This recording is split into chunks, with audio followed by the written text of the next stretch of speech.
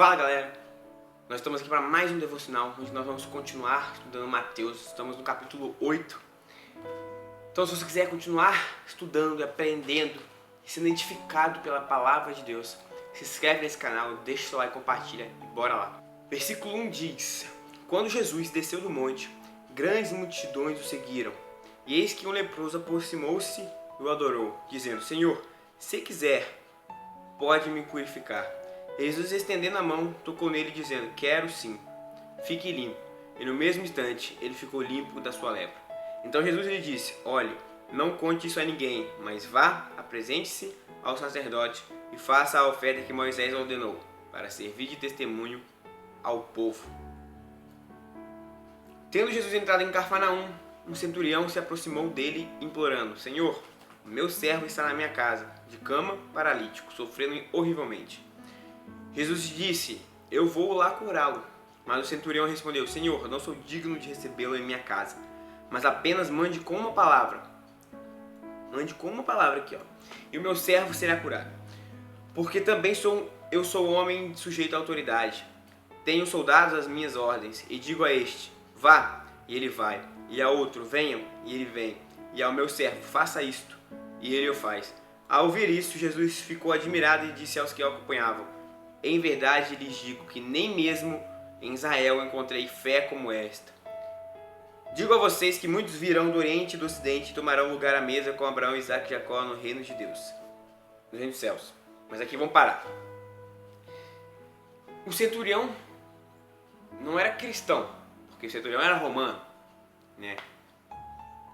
Mas aqui era um centurião diferente. Ele reconhecia Jesus como Messias, porque ele disse Senhor. Senhor, com S maiúsculo ainda. Senhor. Ele reconhecia, da mesma forma que o ladrão da cruz, que aceitou Jesus, ele chama Jesus de Senhor. Aqui, o centurião também está reconhecendo quem é Jesus. E ele fala, pede para que Jesus cure o servo dele. E Jesus aceita curar o servo dele. E se oferece aí na casa do centurião. Mas o centurião sabe que Jesus tem tanto poder, que Jesus é Deus e tinha poder para curar dali mesmo. Ele não precisava ver Jesus lá. Ele só precisava acreditar no que Jesus falava. Só de ele acreditar no que Jesus falava, ele acreditava que o servo dele seria curado. Ele tinha fé na palavra de Deus. E nós? Será que nós estamos tendo fé da mesma forma que o centurião teve? Quando Deus nos fala, vou fazer isso na sua vida, eu vou fazer aquilo, vou abrir a porta nisso, vou fechar a porta naquilo. Nós ficamos, será que vai mesmo? Cadê? Eu quero ver Jesus fazendo, eu quero ver Jesus atuando, eu quero ver Jesus indo lá no meu trabalho fazendo o que ele prometeu que ia fazer. Eu quero ver Jesus indo lá e fechando a porta, indo lá e abrindo a porta, indo lá e cumprindo o que ele falou que ia cumprir. Mas nós não confiamos só na palavra. Aqui ele confiou somente na palavra, ele não precisou ver Jesus indo e fazendo milagre. Somente em Jesus falar, ele já aceitou e acreditou com fé naquilo. Nós devemos ser da mesma forma. Devemos acreditar na palavra de Deus, sem que precisemos ver e o agir de Deus.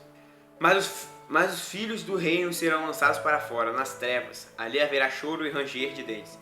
Então Jesus disse ao centurião: Vá e seja feito conforme você crê. E naquela mesma hora, o servo do centurião foi curado. Tendo Jesus chegado à casa de Pedro, viu a sogra deste acamada, com febre. Mas Jesus tomou-a pela mão e a febre a deixou. Ela se levantou e passou a servi-lo. Ao cair da tarde, trouxeram a Jesus muitos endemoniados, e apenas com a palavra expulsou os espíritos e curou todos os que estavam doentes. Para se cumprir o que foi dito por meio do profeta Isaías: Ele mesmo tomou as nossas enfermidades e carregou as nossas doenças. Vendo Jesus muita gente ao seu redor, ordenou que passassem para a outra margem. Então, aproximando-se dele, um escriba disse a Jesus: Mestre, vou segui-lo, para onde quer que o Senhor vá. Mas Jesus respondeu: As raposas têm as suas tocas, e as aves do céu têm os seus ninhos, mas o Filho do Homem não tem onde reclinar a cabeça. E o outro discípulo disse: Senhor, deixe-me ir primeiro a sepultar o meu pai. Mas Jesus respondeu: Siga-me e deixe que os mortos sepultem os seus mortos. Jesus entrou no barco e os seus discípulos o seguiram. E eis que levantou-se no mar uma grande tempestade, de modo que as ondas cobriram o barco. Jesus, porém, estava dormindo. Mas os discípulos foram acordá-lo, dizendo: Senhor, salve-nos, estamos perecendo. Então Jesus perguntou: Por que vocês são tão medrosos, homens de pequena fé?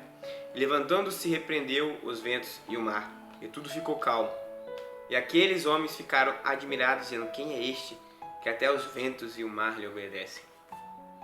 Aqui novamente, se você for reparar, esse capítulo aqui vai falar muito sobre fé. Ter fé. Fé e atitude em Deus. Porque não adianta só ter fé. Você tem que ter fé e atitude. Mas aqui vai falar muito sobre fé. Fé do centurião, a pouca fé dos discípulos. Quando Jesus chegou à outra margem, a terra dos Gadarenos, 2 endemoniados foram ao seu encontro, saindo dentre os túmulos. Eles eram tão furiosos que ninguém podia passar por aquele caminho. E eis que gritaram: O que você quer conosco, Filho de Deus? Você veio aqui nos atormentar antes do tempo? Ora, uma grande manada de porcos estava pastando não longe deles. Então os demônios pediram a Jesus com insistência: Se você vai nos expulsar, mande-nos para a manada de porcos. Jesus disse: Pois vão. E eles saindo entraram nos porcos, e eis que toda a manada se precipitou despenhadeiro abaixo, para dentro do mar, e morreram nas águas. Os que tratavam dos porcos fugiram, e chegando à cidade, anunciaram todas essas coisas e o que tinha acontecido com os endemoniados. Então a cidade toda saiu para encontrar-se com Jesus, e ao vê-lo pediram-lhe com insistência que se retirassem da terra deles. Aqui a gente percebe que as pessoas daquela cidade e aquelas pessoas que presenciaram aquilo estavam mais preocupadas com o financeiro, com o material, com o porco, porque o porco ali era alimento, era algo que ia ser vendido, trocado por moedas. Mas eles se preocuparam somente com isso, com o dinheiro, com os bens, com as posses, com o alimento. E não se preocuparam com a vida daqueles 2 demoniados. E quando eles viram que perderam os seus bens materiais, a sua forma de ganhar dinheiro e de seu alimento, eles pediram que Jesus se afastasse deles e fosse embora. Ele desprezou o Messias, ele desprezou os milagres por conta das posses materiais. Ele desprezou o próximo, eles preferiam que o próximo que estava endemoniado na sarjeta continuasse lá para que eles continuassem com as suas posses. Nós como cristãos não devemos ser assim, nós devemos preferir sacrificar nossas posses materiais, nossos alimentos, se for preciso, para salvar aquela alma que está perdida e caminhando para o inferno. Então, se você gostou desse vídeo, se inscreve no canal, deixa o like, compartilha e valeu!